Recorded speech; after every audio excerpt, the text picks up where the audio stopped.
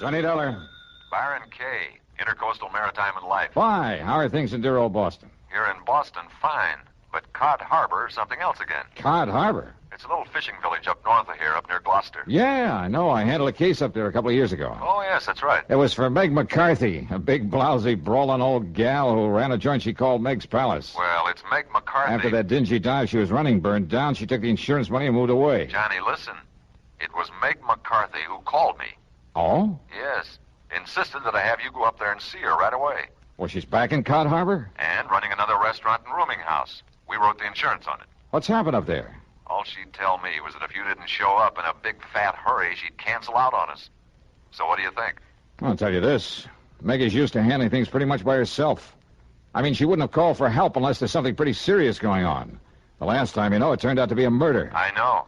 So if you're willing to pay my expenses... Go to it, Johnny. Right.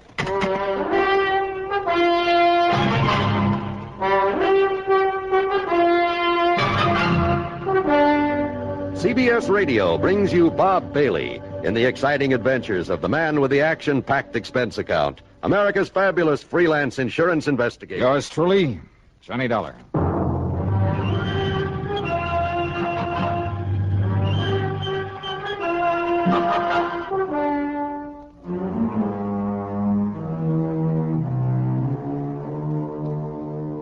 Expense account submitted by Special Investigator Johnny Dollar to the Intercoastal Maritime and Life Insurance Company, Boston office.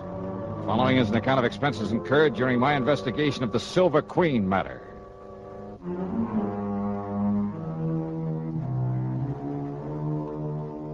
Cod Harbor is on the coast up near the famous old town of Gloucester, Mass. Transportation facilities are practically nil, so I decided to go up there in my own car. Item one on the old expense account then is $4.95 for gas, and having got an early start, I arrived there shortly after noon.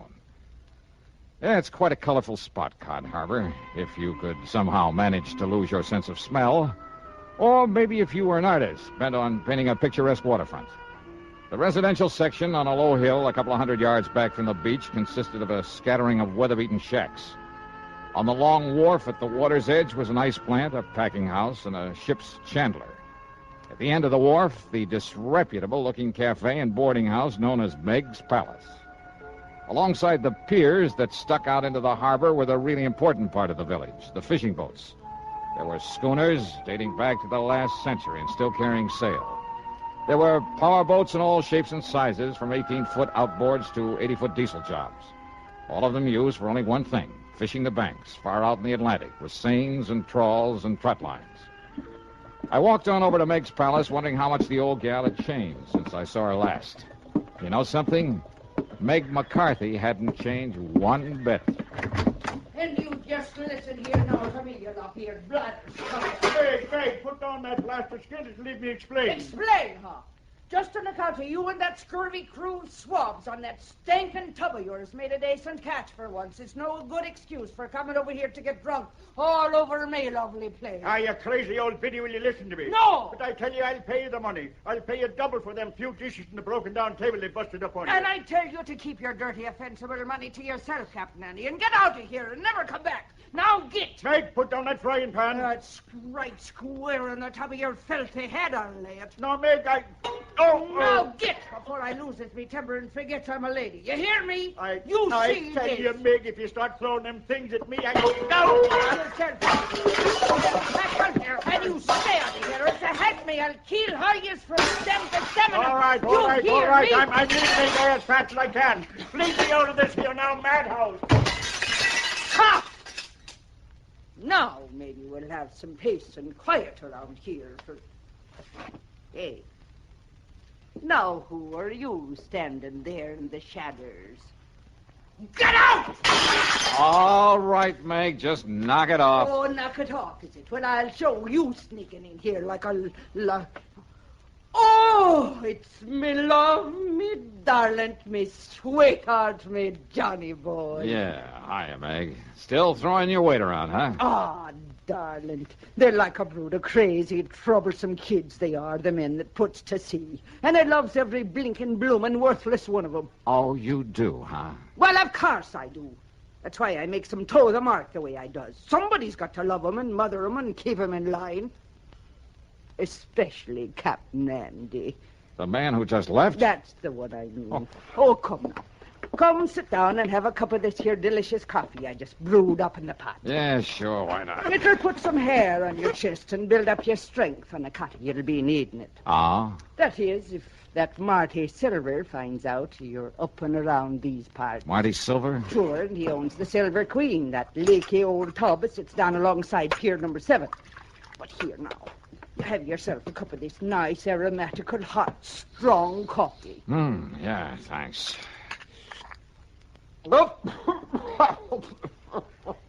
Holy, what are you trying to do, murder me? Hey? Good grief.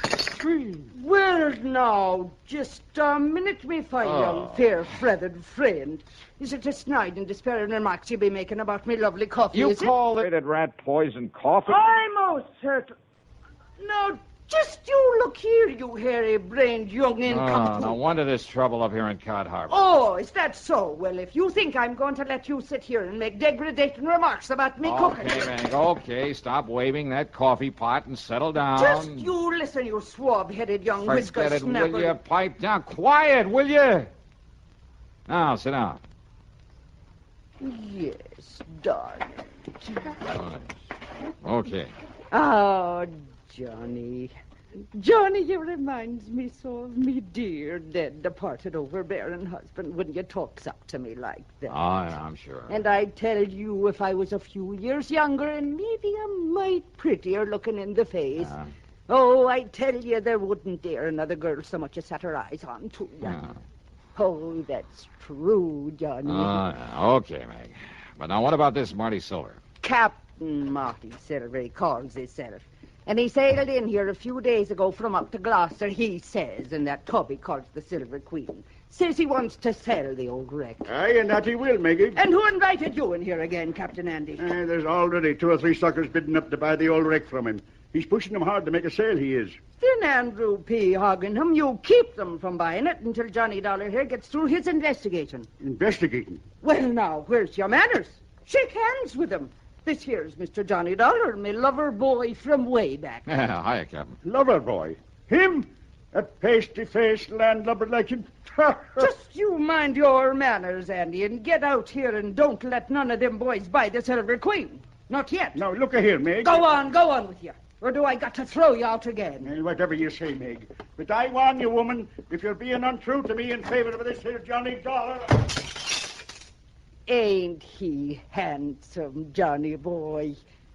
And we don't make it generally known, but Captain Andy is me very own fiancé. No. Yes, sir. And all this time I thought you only had eyes for me. Oh, well, now, Johnny... Okay. Now, just tell me about this Captain Marty Silver. Well, now, listen, darling. If Marty Silver finds out that I sent for you... If he finds out you're here to investigate him... Investigate him for what? Come on, Meg, you're beating around the bush. Oh, it's because I hate the word. Because I'm afeard of it. What word? Murder. Oh, well, I can't say that I... What? Yes, Johnny. Murder. And now, Act 2 of yours truly, Johnny Dollar.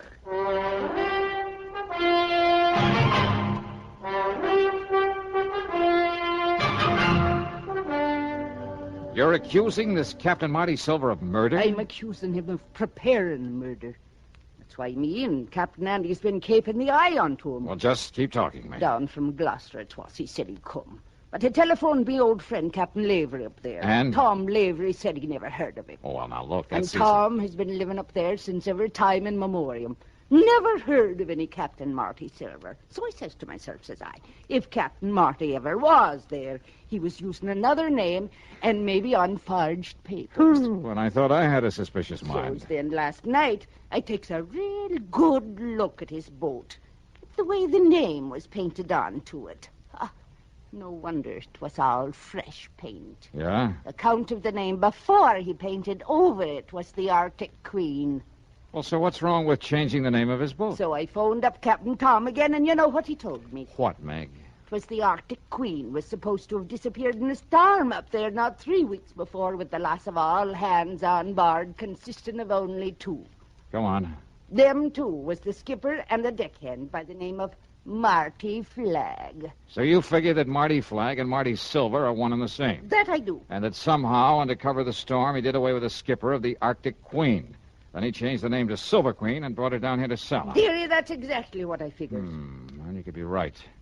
Now, look, if his papers are forged, and that includes the registration on his boat... Oh, many's the time it's been done, Johnny boy, and you knows it. That a phone booth I saw outside the front door?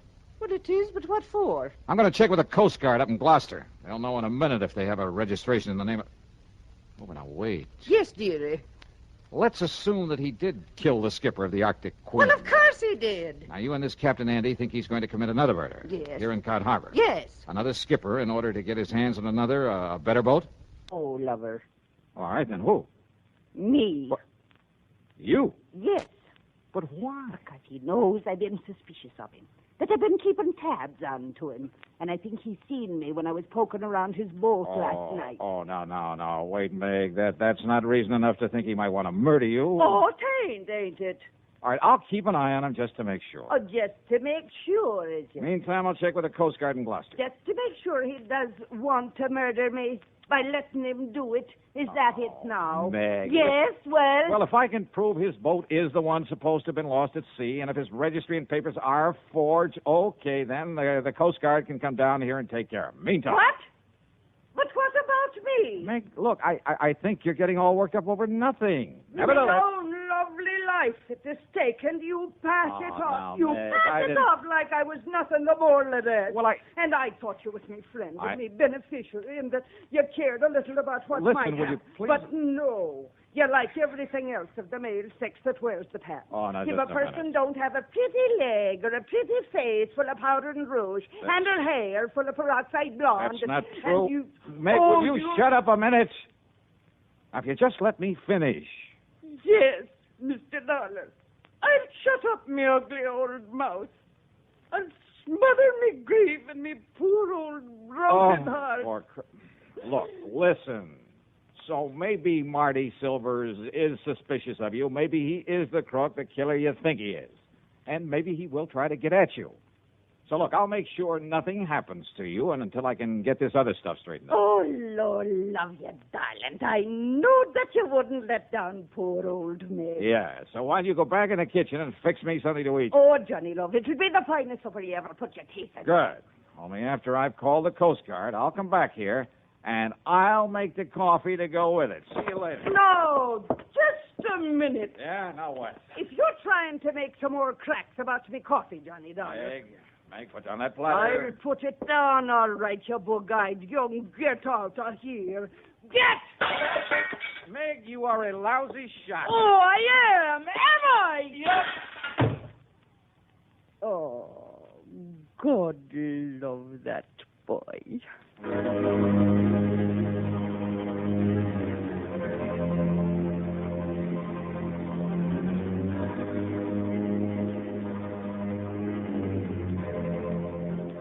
My call to the Coast Guard proved that Meg was right, 100%. They'd never heard of a Captain Marty Silver, had no record of him whatsoever. As for the boat, well, it was pretty obvious now that he must have killed the skipper of it in order to steal it, bring it down here to sell. I promised them that I'd do nothing to alarm Silver to scare him away, but that I would keep tabs on him until they could come down here and arrest him. But I had to break that promise because of what happened exactly 2 minutes later. Yeah, right after I hung up that phone.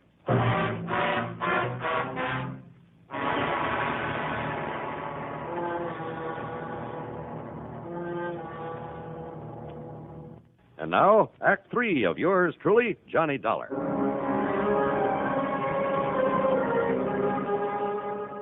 I left the outside phone booth and walked back into Meg's Palace Cafe.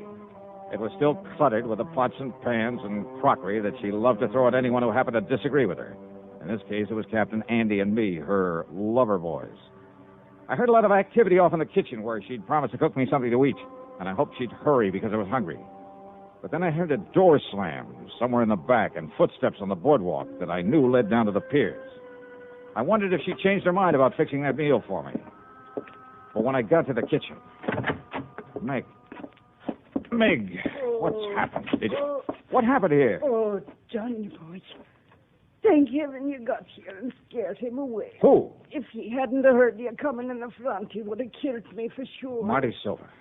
Oh, he must have been hiding away here in the kitchen. He must have heard everything me and you were saying about him. All right, here now. Let me help you up on this chair. It's all right, darling. I think I can make it. But when I get a hold of that... There you are. But I thought Captain Andy said that Silvers was down at the dock trying to sell that boat. Hey, wait, listen. Yes. Stay right here, Meg, while I get in the back of that door. What? What is it, Listen. Out of my way, Dollar. Meg, I just seen Monty Silver coming up. Meg, who done this to you? Marty Silver, Captain. I'll kill him for this. Oh, Meg, me pet, are you all right? Yes, I'm all right. But where was you when Marty Silver come in here and attacked me? Like you told me to. I went back to the dock to keep an eye on him. He was right here in the kitchen. And when I went out to phone the Coast Guard... Oh, Maggie, darling, did he hurt you I bad? told you I'm all right. But if Johnny hadn't come back in here... Oh, I'll kill that dirty Hey, rotten... Captain, you said you saw him leaving here. That I did. Where'd he go? Down to the dock, to the Silver Queen. Well, he may have ideas for taking off, getting away from here. Well, of course, you barnacle-brained pair of... Look, What? look there, out of the window. Yeah, you're right. Of course I'm right. That's the Silver Queen headed out to sea. Come on, Captain Andy, we're going after him. But he's got a start on us, a head start. And with the darkness and night coming on... Well, standing here talking about it won't get us anywhere. Come on.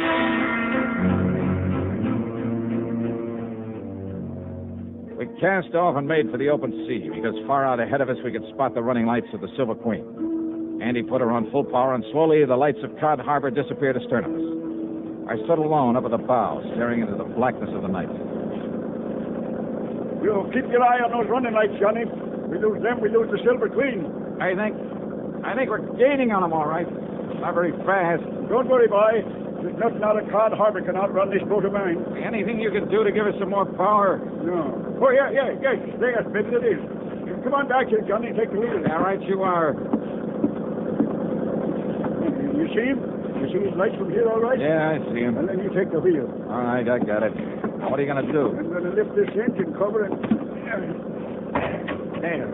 Now, I'll get to this carburetor and see if I can keep her wide open, Johnny. That she is.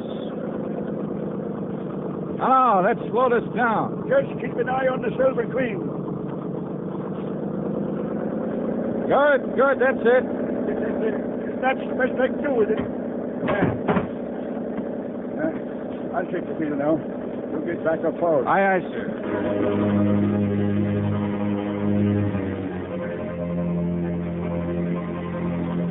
As we slowly but surely pulled up on her, I could see the vague shape of Captain Marty Silver at the wheel. I could see him turn and look back at us now and then. Just a few more minutes and we'd overtake the Queen. But if Silver had a gun, I eased my .38 out of the holster, made sure I had a full load, just in case. And then it suddenly occurred to me that if he could see us and our lights were far brighter than those of the Queen. I went on back to Captain Andy at the wheel. Keep going along now, Johnny boy. Hey, where's the switch to the cabin lights? Okay. If Silver is armed, then when we get up close to him, he'll be able to pick us off like ducks in a shooting gallery. You're right. The switch is right there inside the... No, look. Huh? Silver has turned them off. Turned off all these lights. We lose him. We'll never catch him now. Won't we? Hey, doesn't the spotlight work? Sure it does. Turn it on. I'll put on the other light. Good. Hey, where's the switch for this spotlight? Here. Running lights. Now the cabin lights. The switch, Captain. Now we're just as black as she The is. switch for the... Oh, here it is. Now swing that lighter on, Johnny, so you cover the whole horizon with it. Right. When you get it on him, I'll... Hey, what's that? It's coming about. It's going to run us down. I see him. Shove the wheel hard to port. Give it a gas. I am. If he's got us in a turn, we're losing way. Come on, faster, Captain. As soon as we get back on the straight course, keep the searchlight on him, square in his face. Maybe you can find it. Maybe, if I'm lucky, with my other hand. Oh, we'll never make it, boy. We'll never make it. Now, hold it steady. But he'll ram us right across the Hold bow. it steady. But, Johnny, don't you see?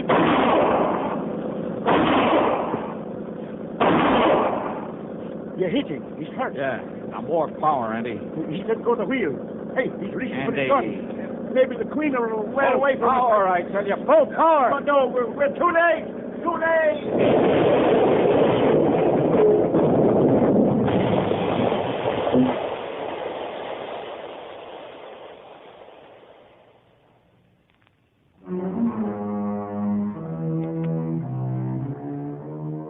Well, I suppose I ought to make some crack about it being a long swim back to Cod Harbor. But I won't because it wasn't. The Silver Queen sank like a rock, and with the help of the spotlight, we finally managed to find and pick up the body of Marty Silver. Then, with both Andy and me bailing like mad, we slowly limped on back to port. And that's about it. Expense account total, including room and board at Meg's Palace and another tank full of gas, $58.35. Yours truly, Johnny Dollar.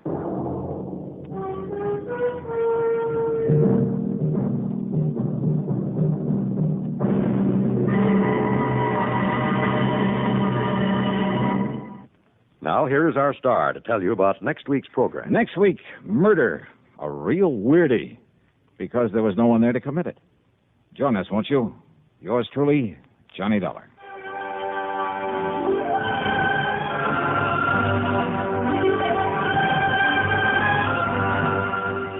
Yours truly, Johnny Dollar, starring Bob Bailey, originates in Hollywood and is written, produced, and directed by Jack Johnstone. Heard in our cast were Virginia Gregg, Olin Soule, and Ralph Moody. Be sure to join us next week, same time and station, for another exciting story of yours truly, Johnny Dollar.